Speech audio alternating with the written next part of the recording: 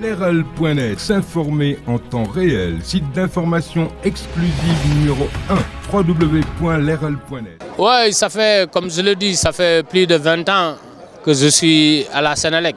D'ailleurs, je n'ai jamais quitté Sénélec. Parce que même en étant au niveau du ministère, j'étais administrateur au sein du conseil d'administration de Sénélec.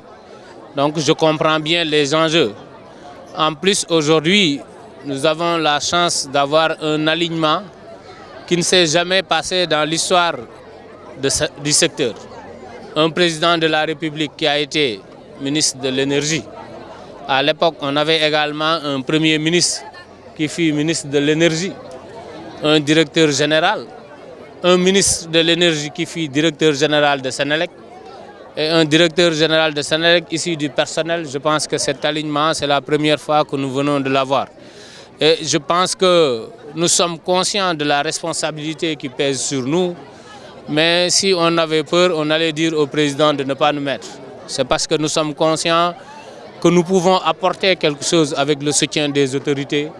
Nous mesurons cette charge qui est un sacerdoce, mais nous n'avons pas de crainte qu'avec leur appui, nous allons continuer à réaliser des choses pour le Sénégal, à accélérer l'accès à l'électricité et surtout à baisser le coût de l'énergie avec les perspectives de gaz qui s'annoncent dans ce pays-là. Les objectifs ont été, la feuille de route a été clairement définie par M. le Président de la République avec deux objectifs principaux. Il a fixé l'accès universel à l'horizon 2025 parce qu'il a toujours dit qu'il ne peut pas accepter qu'au-delà de cette date, on puisse voir des Sénégalais qui n'ont pas accès à l'électricité.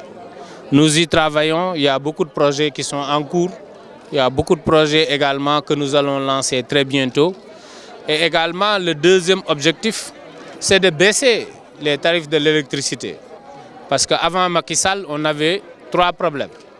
Il n'y avait pas suffisamment d'électricité, les factures étaient chères et en plus, il n'y avait pas suffisamment de taux d'accès. Parce qu'à l'époque, le taux d'accès était à moins de 30%.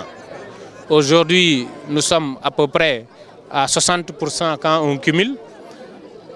Et aujourd'hui, le pari de la disponibilité de l'énergie est presque gagné parce que le rationnement de l'électricité qu'on avait connu avant est un vieux souvenir maintenant. Même s'il y a des coupures, comme dit mon fils, ce sont des coupures Macky Sall. Donc ça n'excède pas quelques minutes. Mais le défi principal que nous devons relever aujourd'hui, c'est accélérer le taux d'accès pour qu'à l'horizon 2025, tous les Sénégalais puissent avoir accès.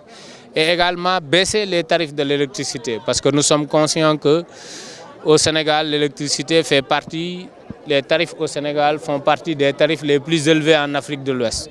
Donc si nous arrivons à les faire baisser et à faire de ce Sénégal un hub énergétique, nous saurons réaliser les ambitions du président pour le Sénégal et pour le secteur.